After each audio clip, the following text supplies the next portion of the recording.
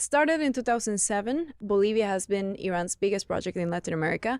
The Iranian embassy in Bolivia, Masi, according to some press reports, has around 200 people working there. This is a country that 200. should only have 10 people Wow. in their embassy or Exactly. consulate. It's the biggest one in the region, and no one understands why it's such a big embassy. Why are there so many workers? What type of work are they doing? Bolivia has a bigger Iranian embassy than Spain does. It's always been something very, very important to keep in mind, because Bolivia provides to Iran not only special resources such as uranium, lithium. Right now, they recently had a conversation about rare earth minerals, which are in different parts of Bolivia that want to be exploited by the Iranian government, who will very gladly do it and cover all the costs as long as Bolivia agrees to special terms that we don't know about yet. And then this deal, the 2023 deal, is about defense. In theory, it's an alliance between the two countries for military defense. Train the military in Bolivia. Train the military, bring in drones. The MOU itself has never been published. So Bolivians, a lot of Bolivians, myself included, we've spoken up and we said we need to, if there's a military agreement with another country, you should at least let us know what the main parts of this deal are. And the Argentinian government has given public statements against this because it includes military training, military equipment, and military weapons, but there's no clarity as to where and why they will be used.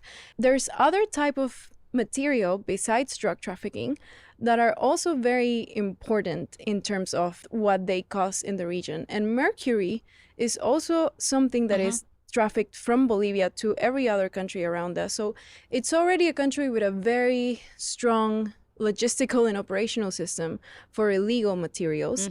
And if on top of that you bring in countries like Iran, like Russia, who are interested in our lithium, that will exploit it with no care for the environment, and that will be benefiting their own programs, because Russia, for example, has a nuclear exploration program in La Paz. You're opening the door in a country with no rule of law, with no transparency, with very little freedom of speech and freedom of the press, to these monsters that need the geopolitical influence in the region and that need to be able to mobilize their military resources within this region. So Bolivia is in the middle of South America. It's the heart and center. It has borders with 5 other countries. It's the dreamland for any dictator. And just like China tries to control Tibet because of the resources, the natural resources, the borders, and the influence on the culture and the region, and they are trying to delete it completely.